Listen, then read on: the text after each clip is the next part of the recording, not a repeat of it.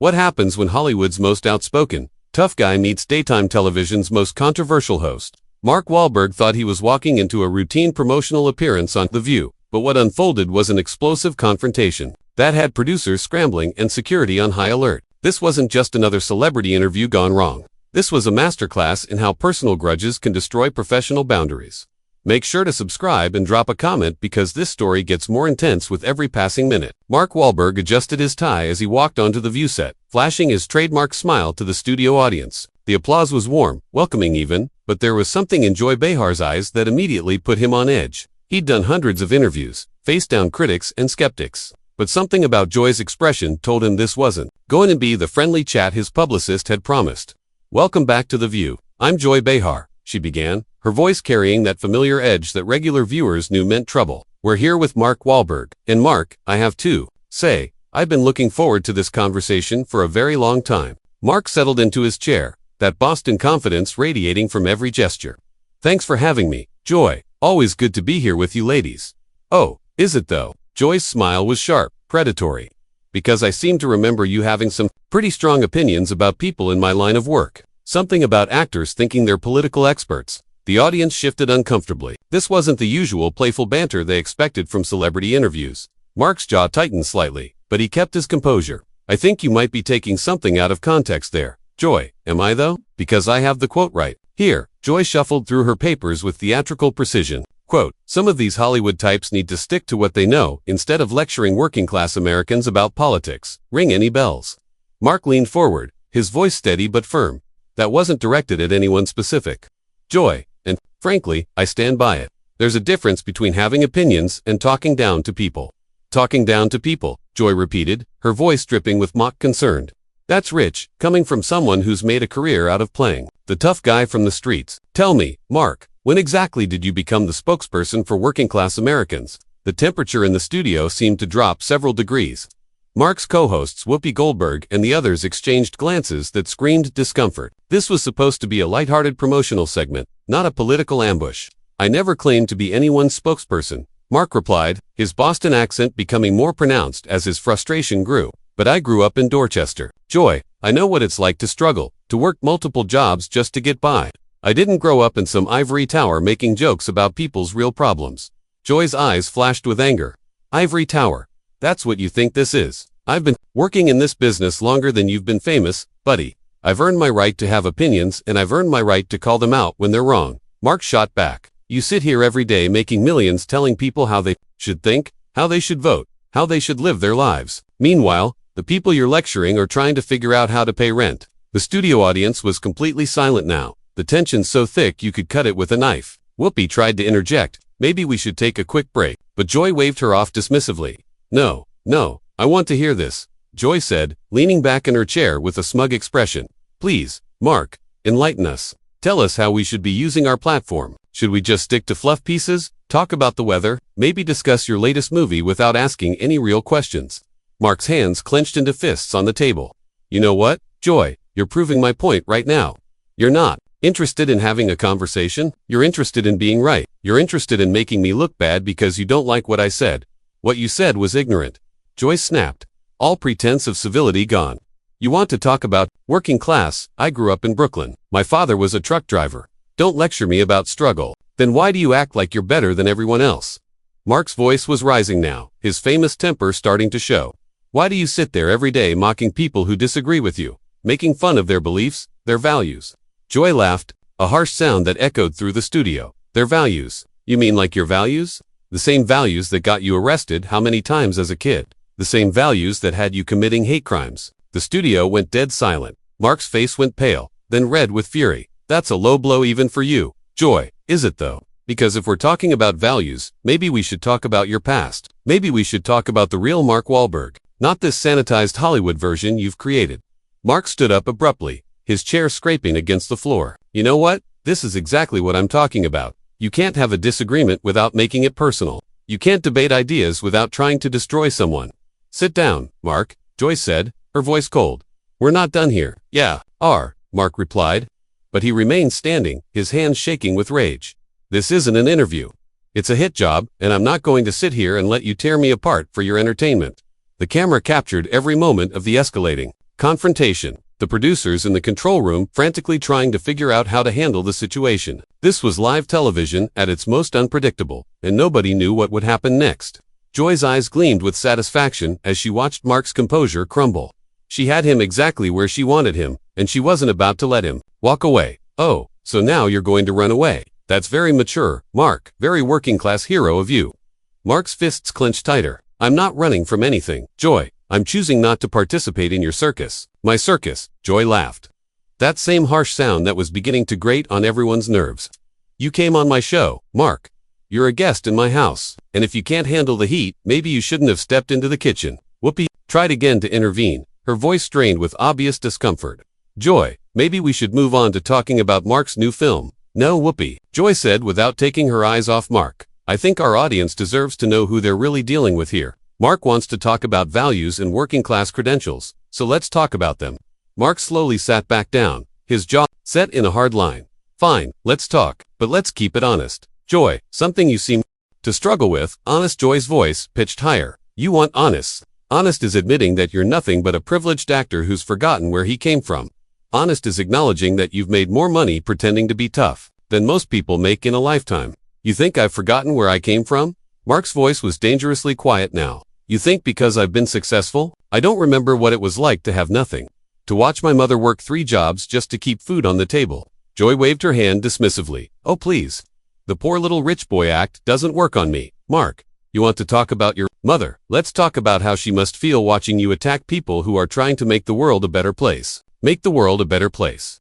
Mark's voice exploded with incredulity. By doing what? By sitting here every day, dividing people. By making jokes about half the country. By treating anyone who disagrees with you like they're stupid. I treat stupid people like they're stupid, Joy shot back.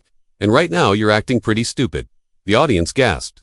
Several people in the front row looked genuinely shocked. This had crossed every line of professional decorum, and everyone knew it.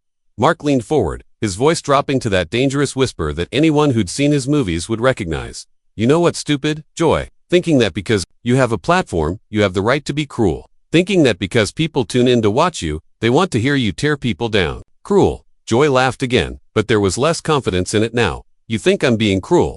You haven't seen anything yet, sweetheart. Don't call me sweetheart, Mark said, his voice like ice. And yeah, you're being cruel. You're being exactly. What's wrong with this business, with this whole industry? You're a bully with a microphone. Joy's face flushed red. A bully? I'm a bully. That's rich coming from someone who literally assaulted people on the street. At least I use my words, not my fists. There it is again, Mark said, shaking his head. You can't make your point without going personal. You can't win an argument on merit, so you drag up the past. You're pathetic. I'm pathetic. Joy's voice was shrill now. I'm not the one who built a career on playing the same character over and over again. I'm not the one who thinks being from Boston makes me authentic. And I'm not the one who thinks being mean makes me smart. Mark fired back. You sit there every day, Joy, and you poison the well. You take complex issues and turn them into punchlines. You take real people's struggles and make them part of your comedy routine. Joy stood up now, matching Mark's earlier move. You don't know what you're talking about. I've done more for social justice, for women's rights, for progressive causes, than you've done in your entire career. By doing what? Mark challenged. By preaching to the choir, by making the same jokes to the same audience every day, by attacking anyone who dares to think differently. By using my platform to fight for what's right, Joy said, her voice getting more desperate. By standing up to bullies like you, bullies like me.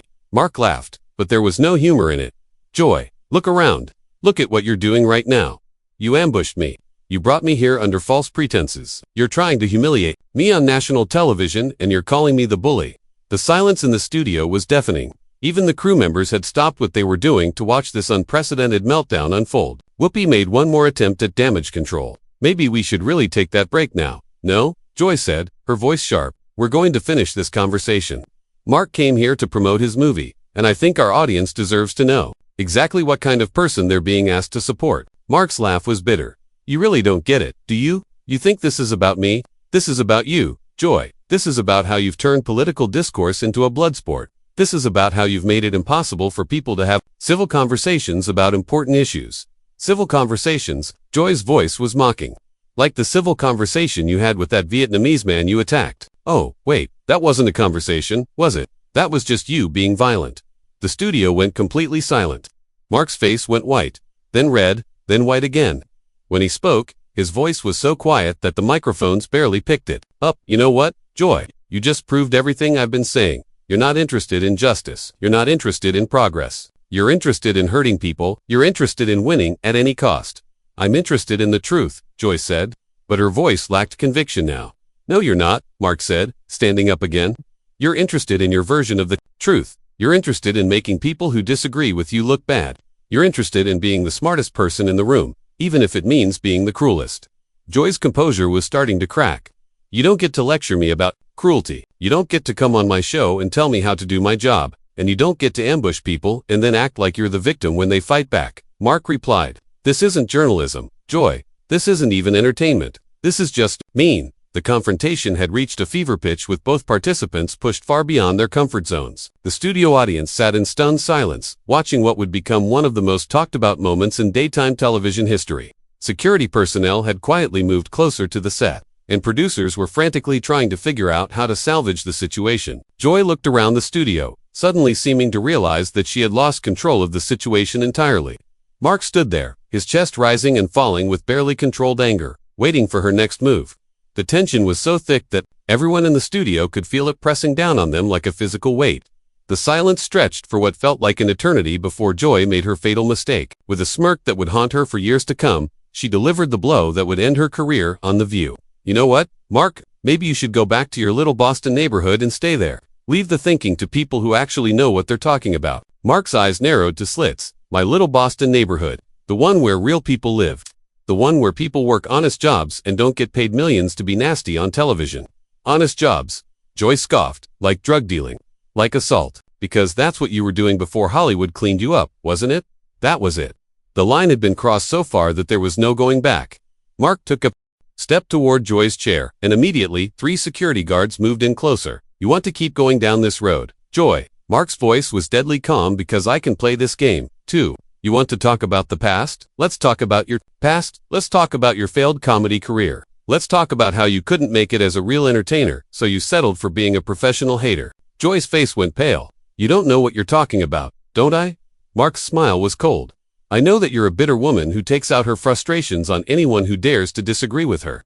I know that you've made a career out of being divisive because you're not talented enough to be anything else. How dare you, Joy whispered, but her voice lacked its earlier fire.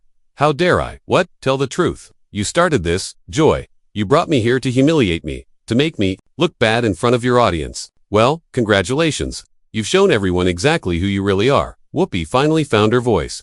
Mark, I think maybe we should all take a step back here. No, Whoopi, Mark said, never taking his eyes off Joy. I think we should finish this. Joy wants to talk about character. Let's talk about character. What kind of character does it take to ambush someone on live television? What kind of character does it take to attack someone's past when they're trying to have a civilized conversation? Joy's hands were shaking now. You attacked me first. You called me out. I called out your behavior. Mark corrected. I never made it personal until you did. I never attacked your past until you attacked mine. The difference is, I can defend my actions. Can you defend yours? The studio audience was completely riveted now. This had gone beyond entertainment into something raw and real that none of them had expected to witness. My actions, Joy's voice, was getting shriller. My actions are fighting for what's right. My actions are standing up to people like you who think they can intimidate women. Intimidate women. Mark laughed, but it was a sound devoid of humor. Joy, you're not a victim here. You're the aggressor. You're the one who's been attacking me from the moment I sat down. You're the one who's been trying to intimidate me. I'm asking tough questions. Joy shot back. That's what journalists do. Journalists.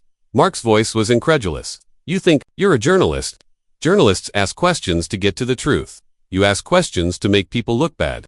You ask questions to create controversy. You're not a journalist, Joy. You're a shock jock with a daytime television show. The insult hit its mark. Joy's face crumpled for just a moment before the anger returned full force. Get out, she said quietly. What? Mark asked, genuinely surprised.